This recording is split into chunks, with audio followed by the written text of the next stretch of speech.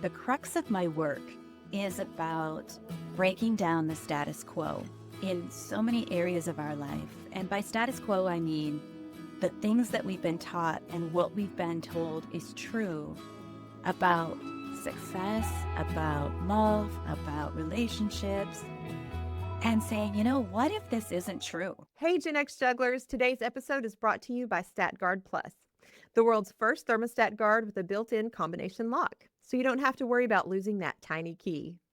We all know the thermostat wars. Your teenager comes in dressed in layer upon layer, topped with a hoodie, says, "I'm hot," and runs to turn down the thermostat. An elderly loved one comes to visit. Their idea of the perfect climate is a crisp 90 degrees, so they help themselves to the thermostat. That can get expensive.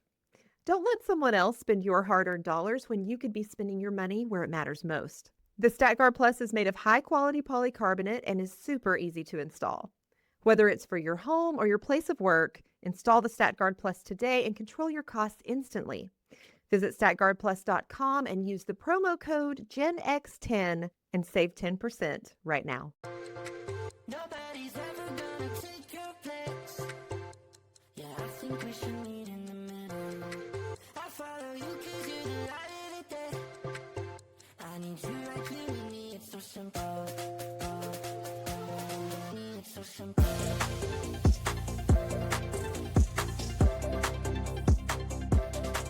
Welcome back to the Gen X Juggler podcast. I'm so glad you're here, and I'm so glad to welcome today's guest, Keri Mangis, to the Gen X Juggler podcast.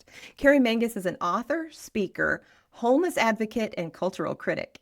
She speaks on midlife transformation, cultural conditioning, liminal spaces. We'll get into that. You're going to like what we have to say about the liminal space, I think. I know I do, and I need to hear it.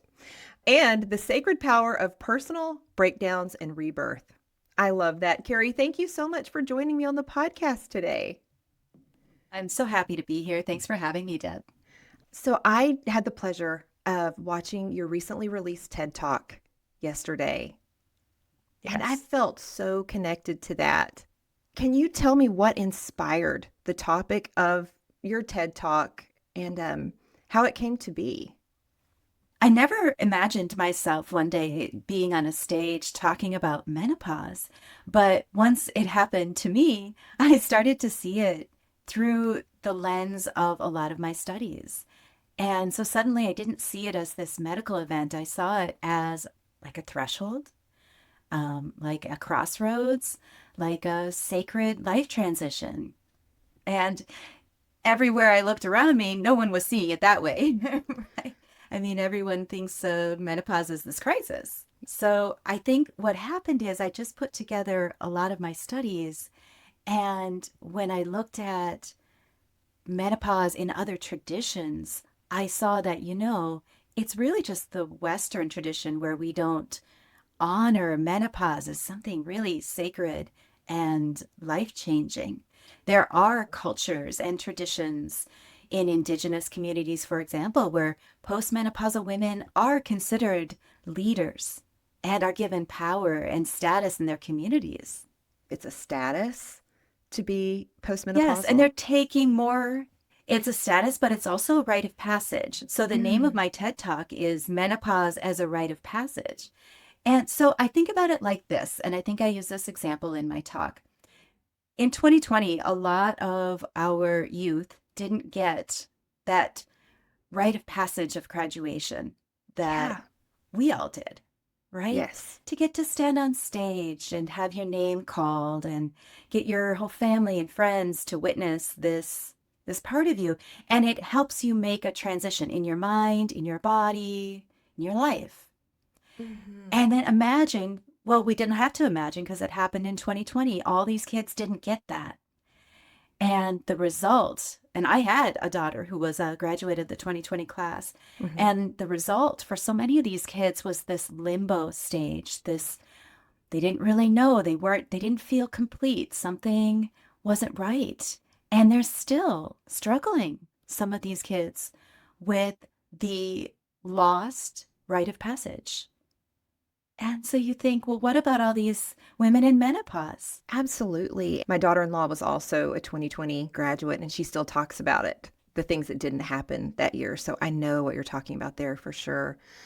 But I think about like back when we started puberty, when we were young women who had been, we were, I would say our generation was relatively excited about that rite of passage because we had things like, Are You There, God? It's Me, Margaret. We had older people who were slightly older than us in our lives talking about it. So we were like, oh, puberty, starting our cycles. And the phrase used around that was becoming a woman. You're becoming a woman. So it was this important thing. We were prepared for it, knew it would be on the horizon when it happened to our friends. We're like, oh, when is it going to happen for me? you know? But when it comes to menopause, we don't have that same excitement surrounding it. Nobody is talking about it. It's like a topic that's just kind of taboo almost, or has been until very recently. We watched our moms go through it.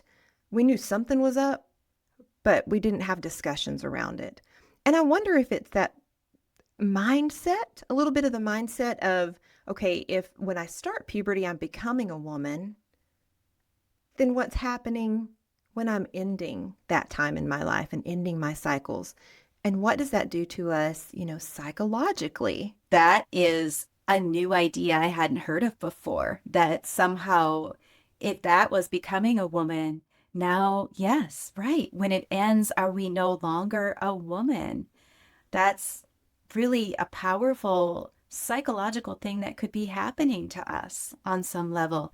Instead of the way that I approached it in my talk is instead of seeing it as this shift from the obligations and pressures of adulthood, which is, raising family, building your career, wanting to climb the ladder and all of those things, to a position of true elderhood. And when I say elder, I mean the kind of person in society that is sought out for guidance and support and wisdom, not just an older person, but an elder is a true product of someone who has done their work, has integrated their lessons, and can now provide these things to a society.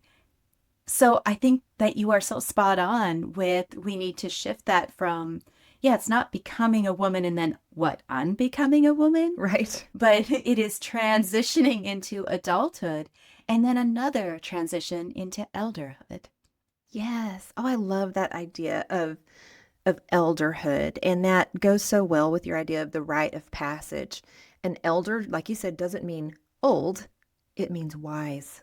It means we have the been there, done that behind us. And we do. And we need to put that to good use. We can either look at our past and things we've walked through with a negative frame of mind or with a positive frame of mind of what we've learned and what we can pass on to those who are coming after us. And just feeling like there is a moment in time that is that transition to that space of, okay, I've been there, done that. I still have a lot more to go, but in that time that I still have ahead of me, I'm going to incorporate passing down what I've learned to those who are coming after. I really like that. Yes, and it's no easy task in a culture that would rather have you just push on and, keep picking yourself up by the bootstraps, which, that sounds good, but sometimes what that means is you're not taking that time to reflect and to integrate and to look at the pieces and the meaning of the things that are happening in your life. You're just going on to the next and the next, and it almost becomes this unconscious, habitual driven life. And that does not make an elder, that kind of life. So it's difficult and it's against the grain in Western society to say, I'm going to pause and I'm going to take a moment and I'm going to reflect on whether it's menopause or whether it's some other life transition. It was really important for me in this talk that people came away from it realizing that this is bigger than just menopause. This is for all kinds of life transitions. Yes, and that's the way I heard that when you were talking about taking that pause. I definitely went through a time in life in my early 30s when it just felt like everything fell apart for a while. Just everything was just wrong for a minute. And I felt like my job was to pick myself up by my bootstraps and keep just charging forward. And it was several years before I just had to stop, because your body can only do that for so long. Your body and mind can only do that for so long. And then you have to stop. And when you do take the time to reflect, to pause and reflect on the times that you've walked through that you cannot see clearly at the time. You can't see clearly when you're in the midst of your sadness or your traumas. The clarity comes later. And that's why that pause is required. We have to kind of metabolize what's happened so we can Yes. see the good in it and see where we can move forward and make good out of it. Again, such a good word, this word metabolize, and digest. That's so much different than, just trying to brush it off or pretend it didn't really bother us. Or, I always say, the example I always use is, your pain is valid. And if what caused you pain is because you placed third place in the cake baking contest that you thought for sure you were going to win, Yeah. it's valid. We all have these things that are hard for us and maybe not for somebody else.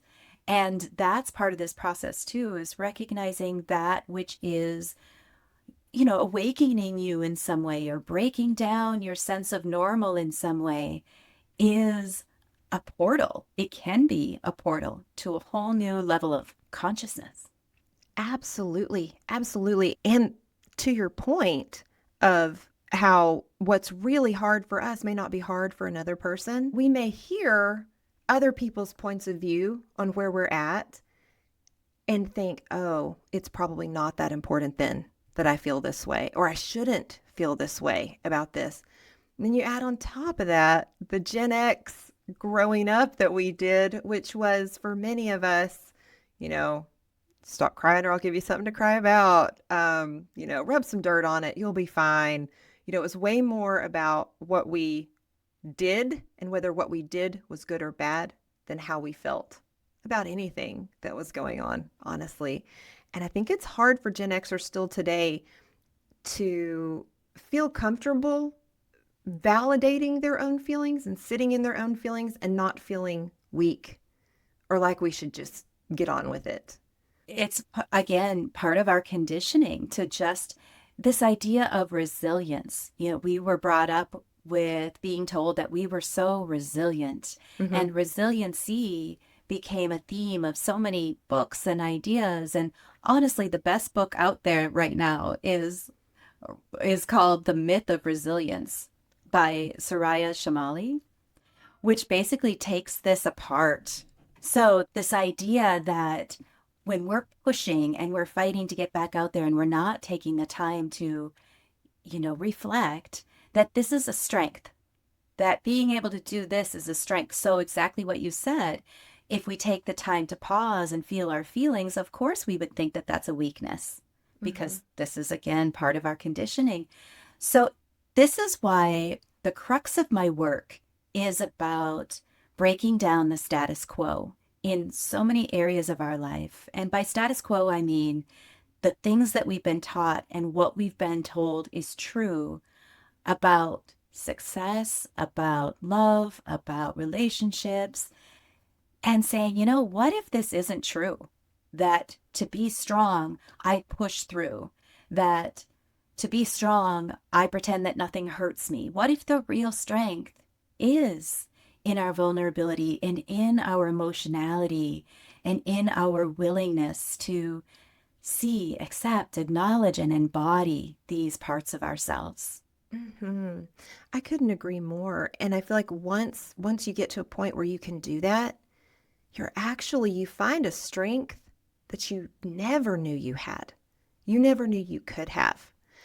Because it's not pushing through life trying to calm the noise of what's really going on that you don't want to listen to or you don't want to deal with. It's dealing with it right in front of you, taking away all of its power and moving forward with a freedom that begets a strength that you just didn't know you had. I remember years ago, probably 30 years ago, I was in a church service and there was a special speaker and he talked about baggage in our lives. And he painted the picture of carrying around a backpack full of bricks. And he said, you can just, offload that backpack and keep walking, but you haven't dealt with what's in it. He said, the best way to do it is to take it out one brick at a time, look at that brick, sort out that brick, put it down and step over it. And I kept that mental image in my head. Now, back when I heard that message, it didn't apply to me.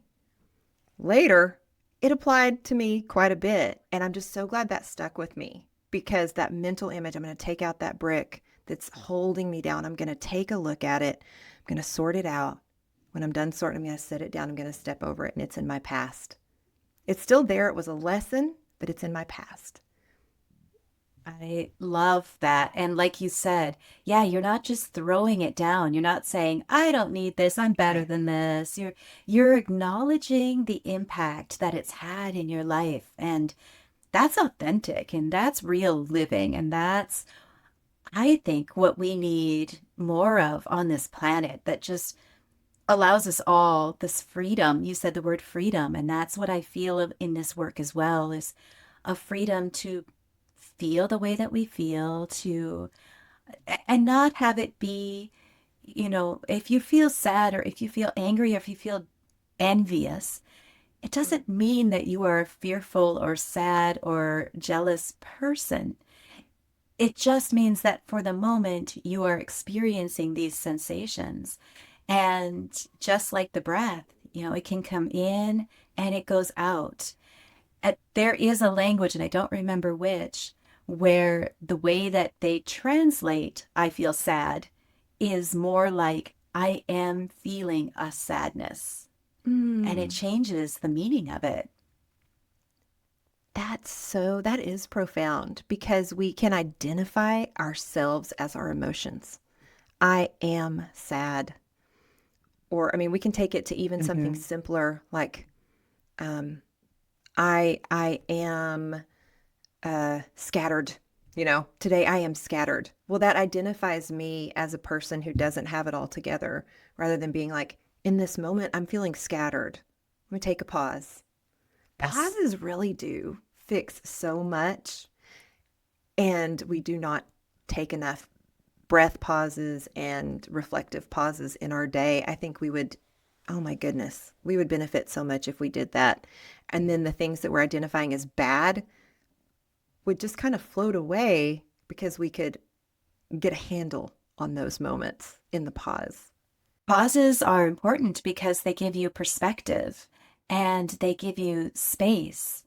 And without pauses, again, we move into just that habitual kind of life. Pauses are what give us a moment to remember our humanity, to touch in with our bodies, to decide if we're hungry, for instance. Yeah, you know, absolutely. Absolutely. so I, I'm looking for pauses in all kinds of spaces in life. So at these major life transitions, like menopause or like a lost job or a lost marriage or a relationship, but also just throughout the day to reflect on a conversation, to reflect on how my body felt when I ate this or I ate that, because all of that is changing in menopause too. What I can eat, what I can digest.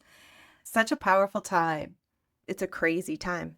Everything changes from how you relate to yourself, how you see yourself, how you are in, how you're able to show up in your love relationships, how you're able to show up for others. And as I understand it, even our hormonal shift. Now, let me preface this by saying I heard this from a comedian, but I think it's mildly accurate too. I think it's got some science behind it. She was making a joke out of it. It was hilarious. But that our estrogen levels dropping cause us to change our deep desire to just offer care to all of those around us and set ourselves aside. So now with that hormone shift, according to this comedian, we're more likely to be, I bet you can handle that for yourself. And I really need to go on a walk right now. Like we've shifted a little bit. So Oh my people gosh. around us are So going, what true. happened?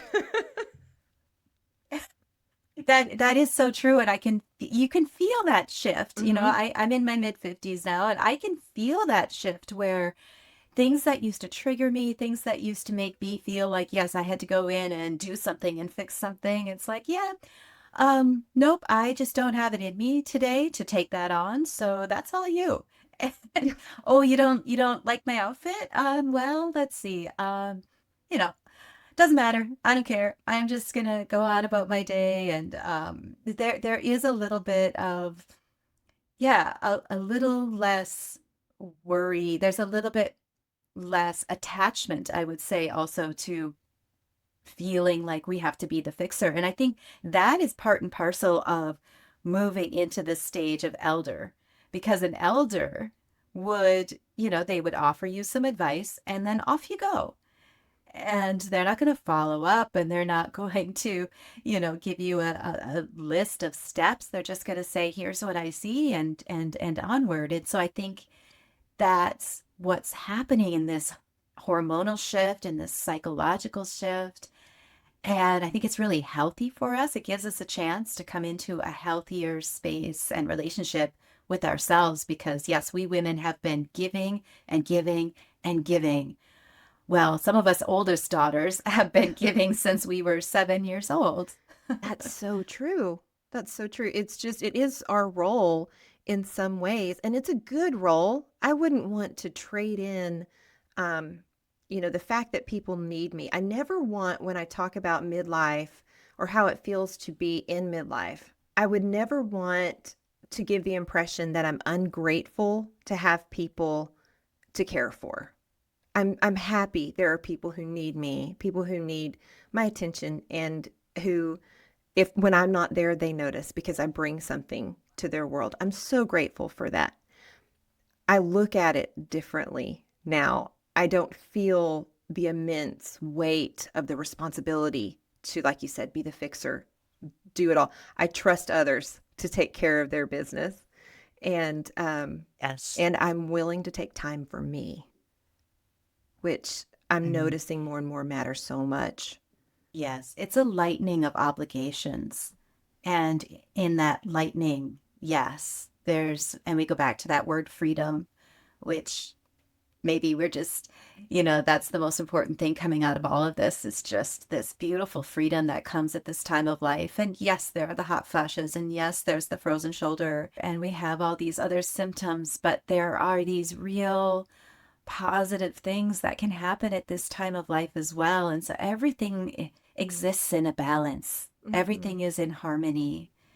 And just as we're in this sort of messy middle stage as Gen Xers, society is in a pretty messy middle stage as well, Hmm. which, adds to the complexity and the weight on us all as well. And it's important to remember that we are not separate from the world. And so when the world is going through a messy middle, whew, we feel that too. Yes. So this might be a good time to talk about the liminal space, which I mentioned in your introduction.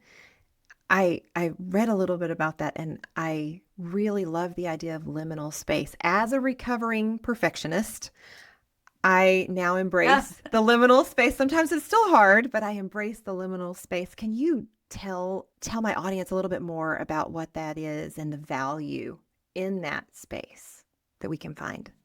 yes, I love this word liminal. It means no longer that and not yet this. So Mm. it is this space in between, right? Where the identity or the way of life that you had before has broken down or is no longer working, or you're no longer believing it, but you don't yet have a grasp on who you want to be next, or what you're going to believe next, or what your next role is. And so it's called the liminal space, or I just simply call it the messy middle. And it's a space in which society doesn't really recognize it. Again, we're kind of going to that status quo and our conditioned beliefs, because in society's view, we're supposed to just keep growing, growing, growing, and growing, this Mm-hmm. eternal, right, personal growth. And what I have discovered is that these times in my life where I'm not yet someone new, but I'm no longer who I was, are profound in their ability to not just help me grow, but evolve, take leaps and bounds from the person that I was into something new. So it's not just incremental growth anymore, but it's this incredible change of my worldview, of my priorities, my work, all comes out of spending a little time just being nothing, Mm. not worrying about adding on another label, not worrying about whether or not I'm being productive, not worrying about how others see me, but just accepting myself in this. I always liken it to the caterpillar in the chrysalis, right? Mm-hmm. No longer a caterpillar, not yet a butterfly, just this kind of gooey substance. But that's what all the magic is happening. Yeah. And so that's for us too. Yeah, just the beautiful becoming. I really hesitated to step out of my comfort zone. And I hesitated because I was like, well, I'm not a podcaster. I'm not this thing. So why should I even try to be this thing? And I had friends that when I told them the idea, they encouraged me along. And that beautiful becoming is so much better than any level of perfectionism I've ever experienced, because perfectionism isn't real. It's a real condition. It's not an actual thing. There's nothing perfect about it. It's pressurism, putting too much pressure on yourself to arrive at a certain spot. And so it is that messy space that takes us even beyond where we think we can go, and whatever that looks like. And midlife is a liminal space. Just it is the midlife. It's where we're all at. And as adults, I feel like we offer each other grace to find our way as well. Like, we feel the pressure that what people may be thinking about what we want to try or what we want to do. But everybody's just out there doing their best and kind of cheering each other on, from what I can see. So those thoughts are just brain invaders. They're not accurate. I think of perfectionism as a kind of saboteur, Mm. right? So if you are a perfectionist, it's sort of like this inner saboteur that will keep you from doing the things that you really want to do. And there's nothing wrong with wanting to put out the best possible product you can, but you're never going to know it all. I mean, you and I are both on this journey of being podcasters. Yes. You're never going to know it all. You're always going to learn as you go, and that willingness to learn as you go.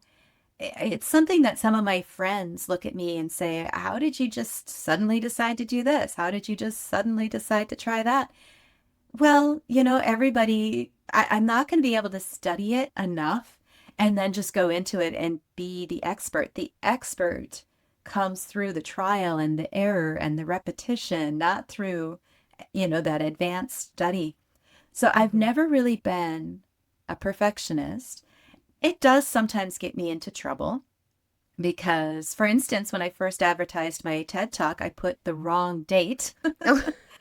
So, that's a problem. Um, but you can fix it and you can Yeah. go back and these things, they just happen. And I'm one person, and sometimes, these things happen. And Yeah. yes, we give others grace. And what if we gave ourselves the grace that we're so willing to give others? Good point. That is such a good point. Just give ourselves that grace and that freedom. And yeah, I mean, it's so easy to make tiny mistakes as we go along, and we all will. but those aren't defining mistakes.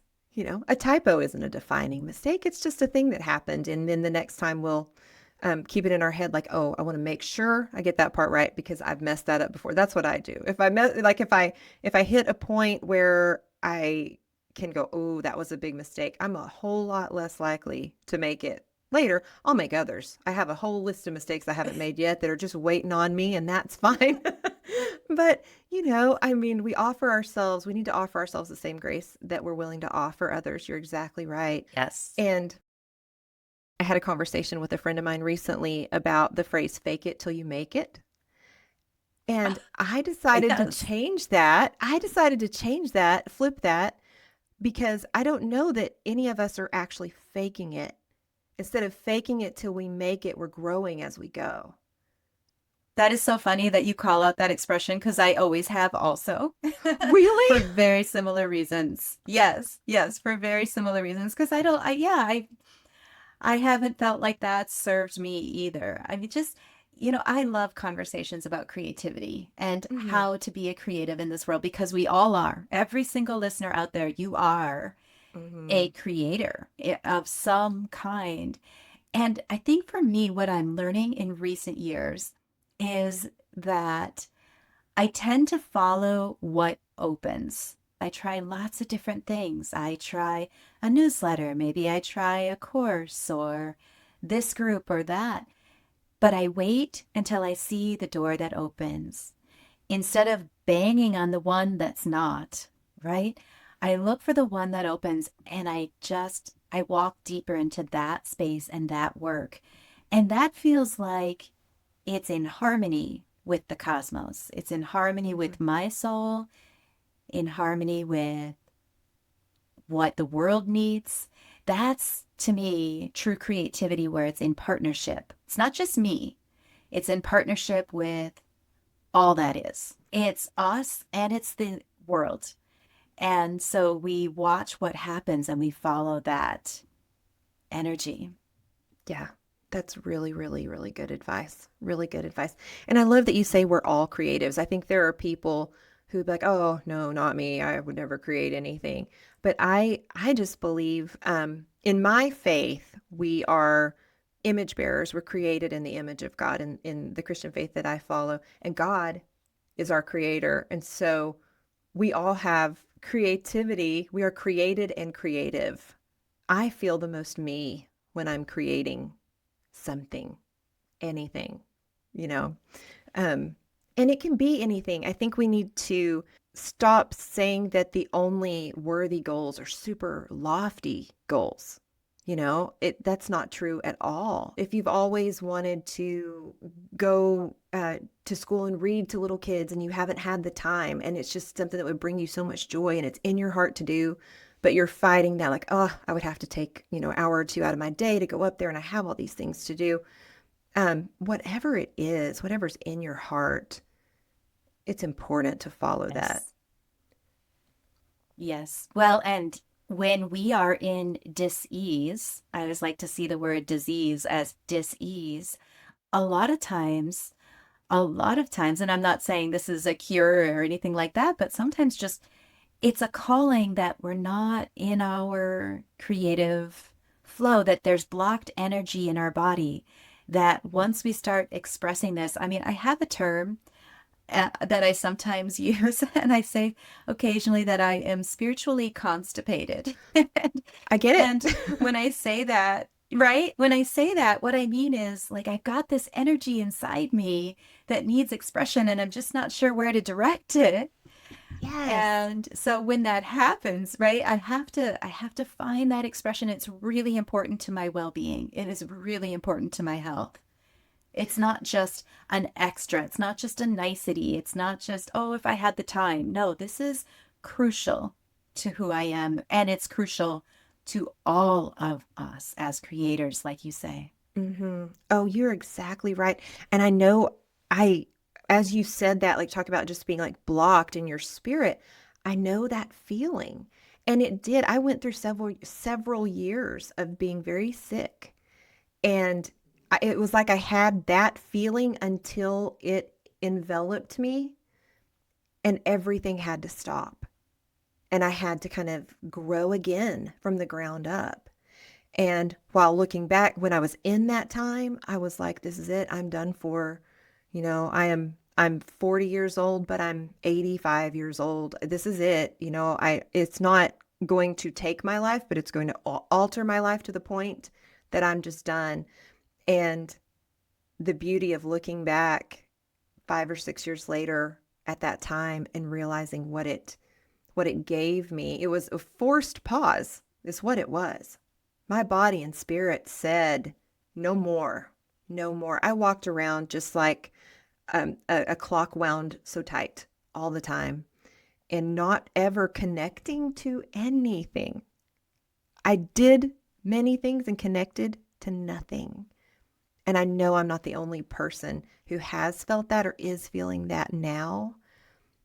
And there is definitely a way out of that. You don't have to become terribly ill to get there. It's just aligning who you are with what you do in the proper way. And I think we could just sum this all up and just say that creativity is life-saving and necessary for our Amen. souls, for our spirit, for our relationship to others. So no more of this creativity as a hobby, no more of this, well, if I have time, like, no, and it doesn't have to be, like you said, like it can be something simple, like learning, setting a table in a gorgeous way, Yeah. planting a garden. I have a friend who her creative expression comes through in how she organizes her bookshelf. She does it by color. It I looks like a love rainbow. that. It's beautiful. I love that so much. Mm, Yeah, so we can yes. express our creativity in so many ways. And speaking of our souls and our creativity, you have a book that you released in 2020 called Yes. Embodying Soul that people can get right now. And I'll make sure and link that book in the show notes. Yes. Well, I think it's, so much what we're talking about here. It's life transitions. It's a little spiritual constipation. um, it it is my journey of awakening into wanting to be whole, wanting to be an expressive person. In my book, the one thing that I would like to tell the listeners is we talked earlier about emotions not being who we are. Mm. So in my book, I actually did in her give the emotions their own voice and their own personality. And so I have conversations with my emotions in that book. Oh, that's And good. so it's like bringing out the play that goes on in the mind and putting it on paper. And that to me was a very creative, fun thing to do, but also so healing because I could see here was guilt coming in and telling me this and telling me that. And here was shame walking over. Oh, but here was, and then eventually as the book moves on, you get to meet different emotions like joy and contentment. And so that's one of the movements of the book that I really enjoyed writing and I think is a lot of fun to read. That sounds great. I'm going to pick that up and read that for sure. It sounds so connected to where all of us are. And the idea Mm. of naming your emotion and realizing that we feel our emotions, but they are not us. I really, really like that. And Yes. you've got a new book coming out that'll be released in March, The Essential Ingredient. Can you Yes. tease that a little bit? Yes, I would love to. So, the essential ingredient, remaking ourselves in times of crisis. And so, this book is a calling to everyone who sees the pain and suffering in the world and wants to do more than simply demand that it change, but they're willing to put themselves in kind of the crucible of that change. They're going to allow themselves to question what they believe and question how they live as part of a contribution to the society as a whole. Because the underlying premise is that we are all one and we are all Yes. connected. And the world is reflecting back what we are putting out.